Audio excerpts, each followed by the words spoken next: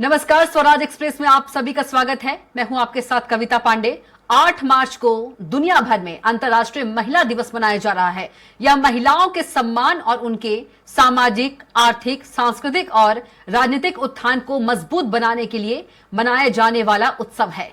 इसे आधुनिक समय में महिला अधिकारों की प्रोत्साहन, समाज में समानता के लिए लड़ाई और महिलाओं की उपलब्धियों की उन्नति के लिए समर्पित किया जाता है। इसी को लेकर भाभा यूनिवर्सिटी में कार्यक्रम किया जा रहा है, जिसमें आरकेडीएफ ग्रुप के चेयरमैन सुनील कपूर, भाभा यूनिवर्सिटी की चांसलर डॉक्टर साधना कपूर, एपीजे अब्दुल कलाम यूनिवर्सिटी की चांसलर डॉक्टर श्रुति कपूर मौजूद रही।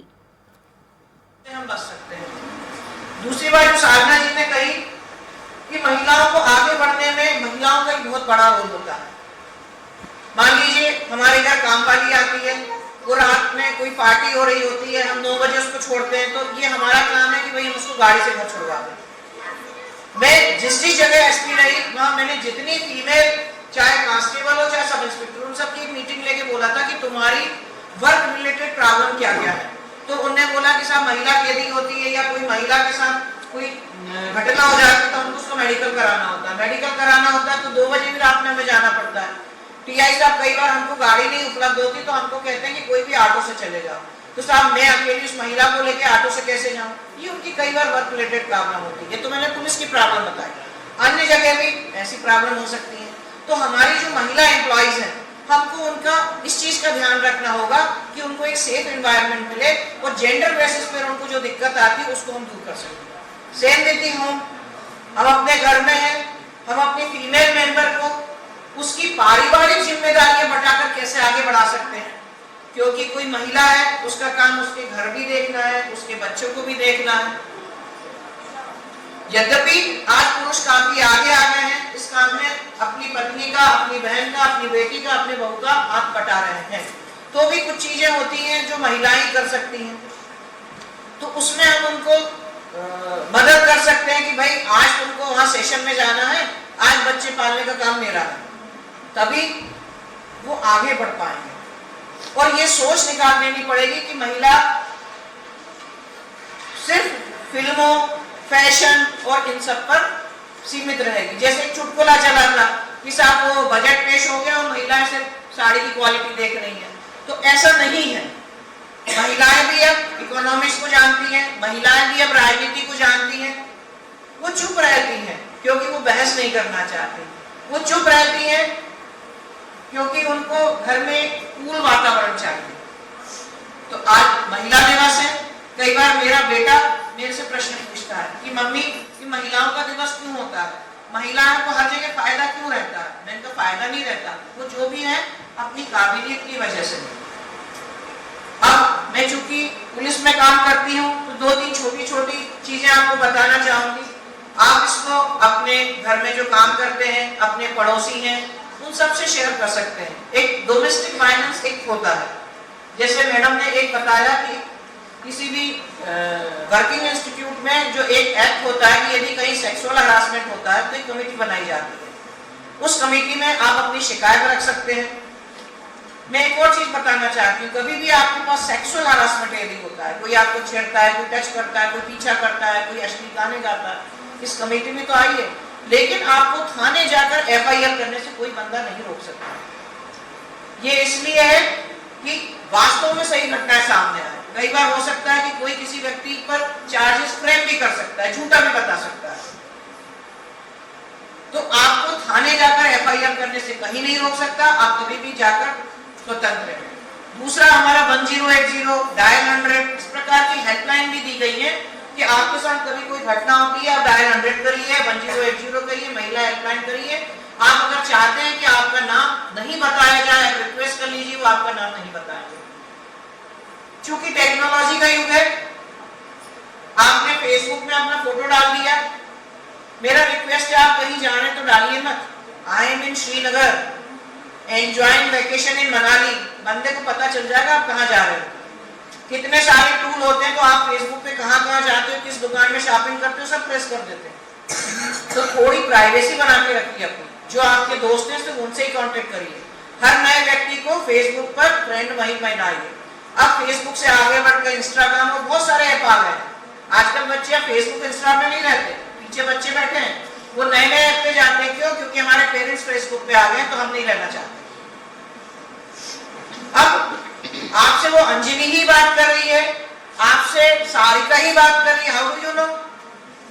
तो किसी पर इतना विश्वास करके अपने सीक्रेट्स और अपनी जानकारी ना दें जब तक आप किसी को पर्सनली नहीं जानते हो।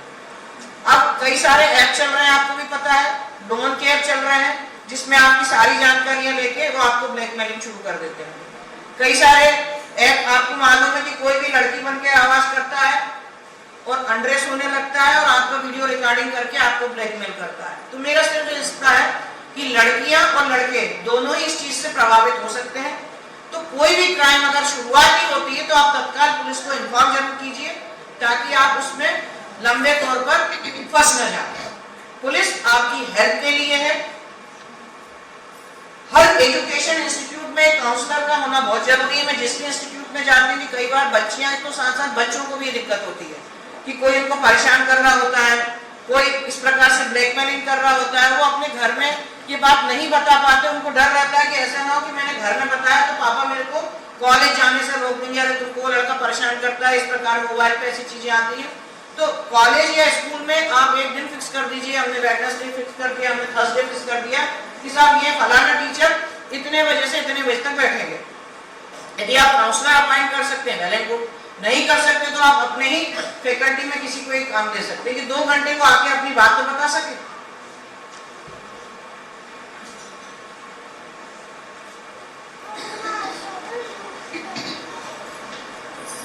अंत में अंतर्राष्ट्रीय महिला दिवस पर आप सभी को बहुत बहुत बधाई। और महिलाओं से बस एक वादा लेना चाहती हूँ कि महिला दिवस मनाते मनाते हम इतनी ऊंचे उड़ान में ना पहुंच पाए कि हमारे माता पिता ने, कई बार आप लोग ग्रामीण बैकग्राउंड से आते हैं, जो हमारे माता पिता इतने लिटरेट नहीं होते, तो एक मन में आता है हम तो बहुत जानते हैं, हमारे माता पिता तो 8वीं से ज्यादा पढ़े नहीं है। याद रखिए उन्हीं के कारण आप इस ऊंचाई पर पहुंचे। हमें उनका योगदान नहीं भूलना चाहिए। शैक्षणिक योग्यता से ज्यादा महत्वपूर्ण अनुभव की खदान है, ऐसा मेरा मानना है। पिताजी माताजी यदि इतने पढ़े लिखे नहीं है तो उनके पास अनुभव बहुत है, उस अनुभव के आधार पर वो आपको सिखाते हैं।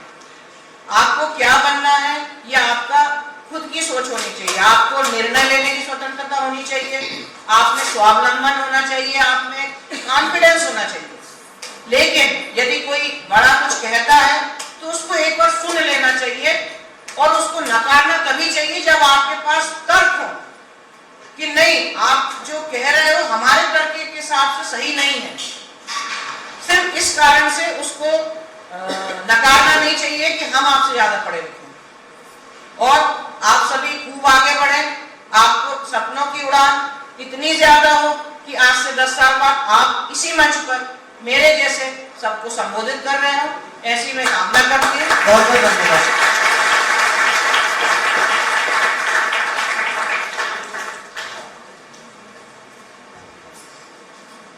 Thank you madam. बेशक ही बहुत जरूरी जानकारी और आजकल के मुद्दे मैडम ने बहुत अच्छे से समझाए हमें। अब मैं आगे बढ़ना चाहती हूँ और मैं आमंत्रित करना चाहती हूँ मिसेस रोशनी हजेला मैम को। और इनके बारे में क्या बताएं, फाइनेंस की बात चल रही है, फाइनेंस की मुखिया है हमारे बीच, उत्कृष्टता से प्रदर्शन कर रही हैं ये अपने फील्ड में। अभी प्रेजेंटली ये assistant general manager in reserve bank of India Bhopal में है और ये उसका section in financial inclusion and development department of reserve bank of India देख रही हैं। मैं आमंत्रित करना चाहती हूँ मैम, आप कृपया मंच पर आए और हम सभी को अपने जो भी आपने जीवन भर सीखा पढ़ा, कैसे यहाँ तक आप पहुंची, आप प्लीज।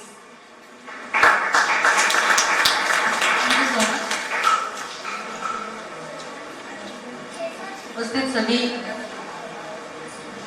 सज्जनों को, महिलाओं को, डिग्निटरीज को, सबको नमस्कार। नमस्कार। सबको इतना सुन के मुझे इतना अच्छा लग रहा है, मतलब इतने तरह के विचार, अलग अलग फैसेट्स सुनने को मिल रहे हैं। मतलब एक ही पहलू के कितने सारे, मतलब एक ही बात के कितने पहलू हो सकते हैं, मैं ये सोच रही थी। हर कोई अपनी अपनी बात अलग अलग तरह से रख रहा है। कुछ मैं भी सोच रही थी कि सबसे पहले तो वाकई में जैसे अभी तो श्रुति कहाँ गई, जैसे उन्होंने ताली बजवाई थी वैसे मुझे लगता है एक बार तालियां तो बजनी चाहिए फिर से। सभी बताया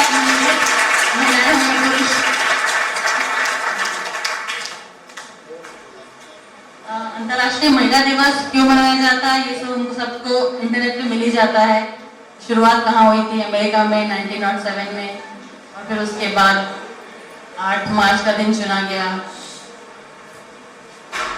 जब ये उस वक्त मनाया जाना शुरू हुआ था तब वाकई में इंटरनेशनली औरतों की हालत बहुत ज़्यादा खराब थी, और अब हम देखते हैं लगभग 100 साल से ऊपर हो गया है, तो बहुत सारे चेंजेस आए हैं। और जैसा कि अभी किसी ने वक्ता ने कहा कि हम जो यहाँ लोग बैठे हैं वो शायद बहुत ज़्यादा प्रिविलेज्ड हैं। हम सब बहुत प्रिविलेज्ड हैं जो हम ऐसे मंच पे खड़े होकर भाषण दे पा रहे हैं महिला दिवस के ऊपर, और उन समस्याओं से शायद हमें दो चार नहीं होना पड़ता जो महिलाएं वाकई में होती हैं।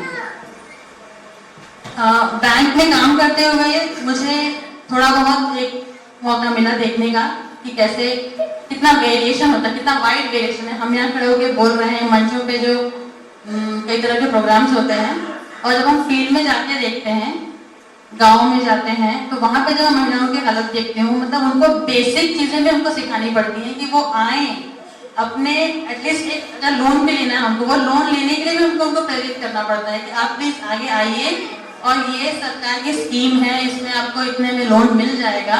ये बताने के लिए भी उनको हमको क्लासेस लगानी पड़ती हैं। कई तरह के स्मॉल इंस्टीट्यूट्स होते हैं जिसमें कि गाँव में महिलाओं को हम ट्रेनिंग देते हैं, बैंक ट्रेनिंग देते हैं, RBI बैंकों के थ्रू ही ऑपरेट करता है, तो उनको वो चीज़ें बतानी पड़ती है कि आपको क्या क्या अवेलेबल है और आप क्या क्या इन चीज़ों का फायदा उठा सकते हैं अपनी लाइफ को बेहतर बनाने के लिए। ये तो हुई बैंक के बाद। मैं अपने बारे में कुछ कहूँगी कि मैं एक ऐसी फैमिली से हूँ, बहुत साधारण फैमिली से आई हूँ, लेकिन मैं कहूँगी कि साधारण भी है मेरी फैमिली और असाधारण भी। इसलिए कि बचपन से लेके कई सालों तक मुझे तो पता ही है कि भेदभाव क्या होगा। मेरे 2 भाई हैं और मैं अकेली बहन हूँ, मुझे कभी पता ही नहीं था कि भेदभाव क्या होता है। तो जैसे जैसे बड़ी हुई, नौकरी करने लगी, सुनने लगी, तब मुझे लगा कि अच्छा ऐसा होता है।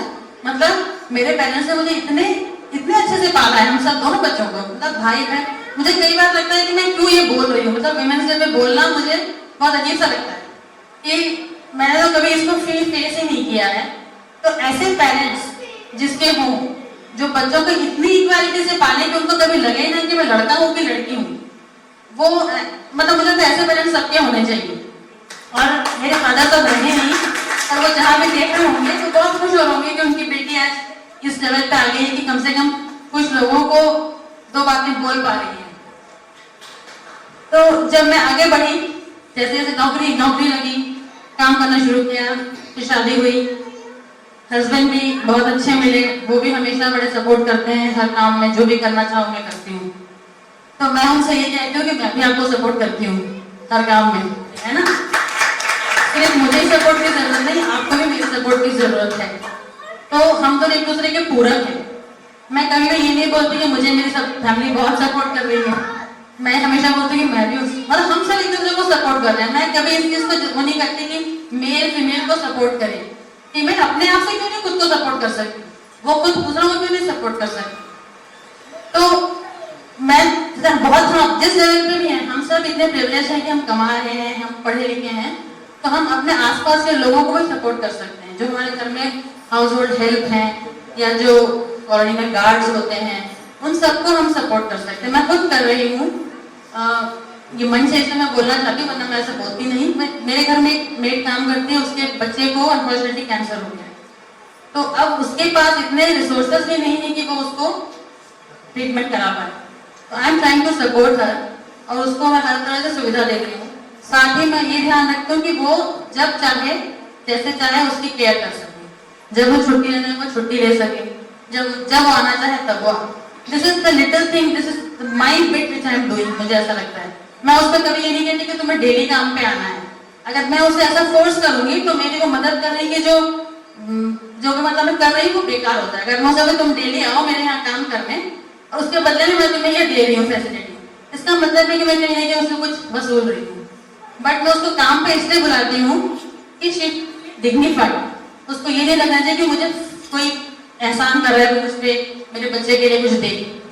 तो मुझे लगता है कि उसको एक रिस्पेक्ट, उसको एक सेल्फ रिस्पेक्ट डेवलप करने के लिए ये मेरी कोशिश है कि शी शुड नॉट फील कि मुझ पर कोई एहसान कर रहा है। At the same time she should have the freedom to take care of her family and her children in her own way. तो ये मैं छोटा सा एक थॉट है जो मेरे मन में आता है, इसलिए मैं ऐसा कोशिश करती हूँ कि हर एक की थोड़ी केयर करूँ। हमारे आसपास जो गार्ड्स हैं, सिक्योरिटी गार्ड्स, मेल हो या फीमेल, घर में काम करने वाले लोग मेल हो या फीमेल, हमें दोनों का ही बराबरी से ध्यान रखना चाहिए, क्योंकि सोसाइटी सबके मिलके ही बनी हुई है। अगर हम फीमेल को उठाते रहेंगे तो मेल कहीं ना कहीं दब जाएंगे नीचे।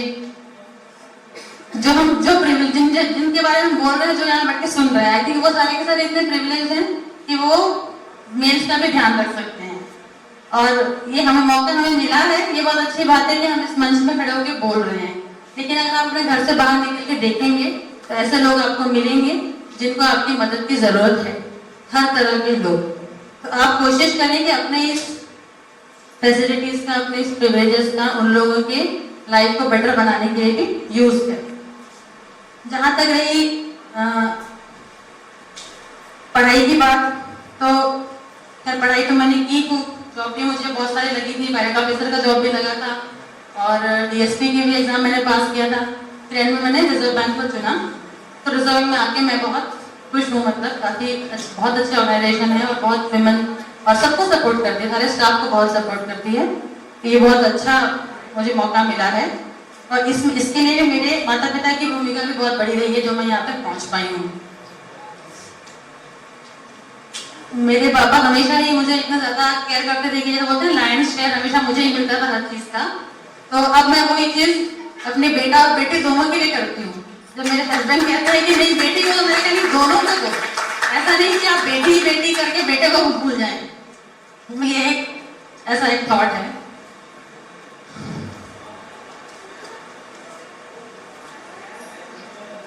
और इतना सारा डेटा था मेरे पास एक्चुअली जो मैं अब नहीं बोलना चाहती हूँ क्योंकि इसे बहुत सारे मैंने लेन-देन से डेटा निकाला था। उस डेटा का क्रक्स ये है, जब मैं देखती हूँ कि जैसे केरला एक स्टेट है हमारी कंट्री में, एजुकेशन में नंबर 1 है वो, और एजुकेशन के साथ ह्यूमन डेवलपमेंट इंडेक्स में भी नंबर 1 है।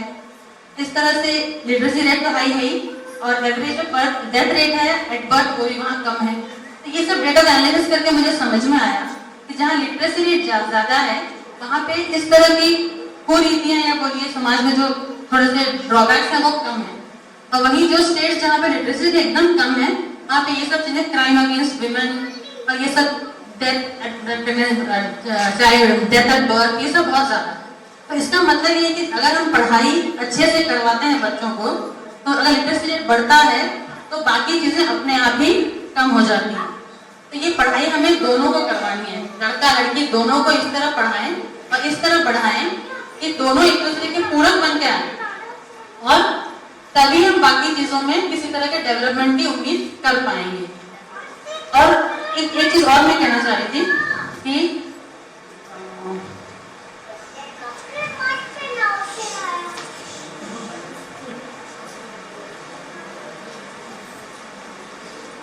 देखिए पुरुष और स्त्री जो है वो हमेशा इक्वल फुटिंग पे रहे। हम ये चाहते हैं, हम स्त्रियों के अधिकार से लड़ते रहते कहीं ये ना सोचने लग जाए कि पुरुष हमारे प्रतिद्वंदी हैं। पुरुष हमारे प्रतिद्वंदी नहीं है, हमारे साथ चलने वाले हैं। जब दोनों मिलकर साथ चलेंगे, साथ आगे बढ़ेंगे, तभी हम अपने देश को आगे बढ़ा पाएंगे। तो इस एक कोटेशन मैंने पढ़ा था, देखिए, feminism isn't about making women stronger. Women are already strong. It's about changing the way the world perceives their strength. इसका मतलब है कि जिस तरह लोग उन्हें देखते हैं, वर्ल्ड देखता है, उसको चेंज करना है। विमेन तो ऑलरेडी स्ट्रांग हैं, मेन भी स्ट्रांग हैं, दोनों को साथ मिलकर चलना है। तो इन्हीं बातों के साथ मैं अपना वक्तव्य बंद कर खत्म करती हूँ। Thank you so much.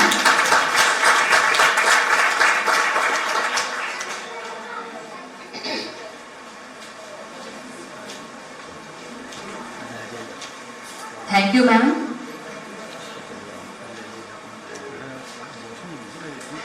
बहुत सारी हमने जरूरी जानकारियां ग्रहण करी। सबसे इम्पोर्टेंट चीज यहाँ पे मैं आपको बताना चाहती हूँ, मैम ने अपने एक सपोर्ट की बात करी थी जो वो अपनी मेट के लिए कर रही है, और खुशी की बात ये है कि 2024 अंतर्राष्ट्रीय महिला दिवस की जो कैंपेन स्कीम है इंस्पायर इंक्लूजन, वो इसी मुद्दे के तहत है कि जो भी महिला जहां भी है, जिस भी पद में है, जिस भी स्थान पे है, वो जिस भी स्थिति में अपना कार्य कर रही है, आप उसे प्रमोट करिए, इंस्पायर करिए कि थैंक यू, आप जो भी कार्य कर रही हैं वो अपने घर को मैनेज करके, अपने आसपास में बच्चों को मैनेज करके आप जो यहाँ तक आ रही हैं, आप जो अपनी सेवाएं हमें दे रही हैं, इसके लिए हमें आप पर नाज है, फक्र है, गर्व है।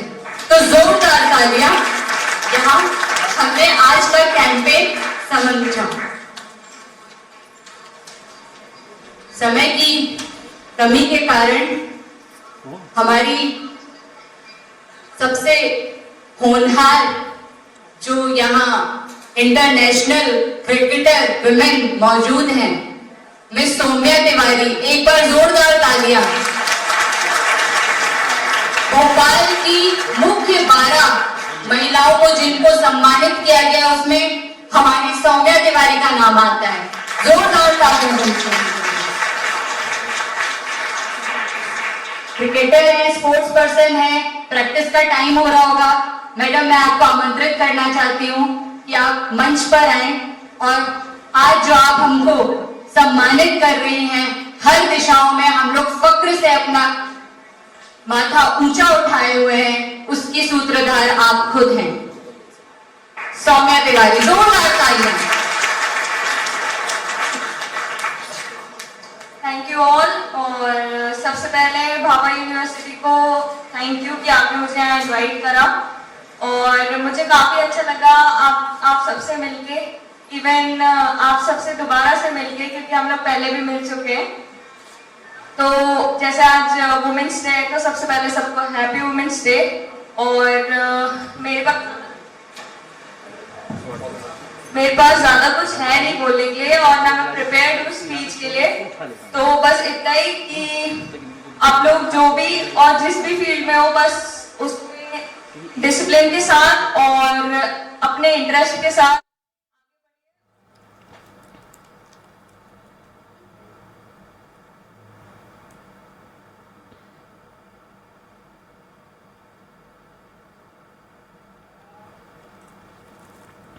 इसी के साथ फिलहाल के लिए बुलेटिन में इतना ही। आप देखते रहिए स्वराज एक्सप्रेस। नमस्कार।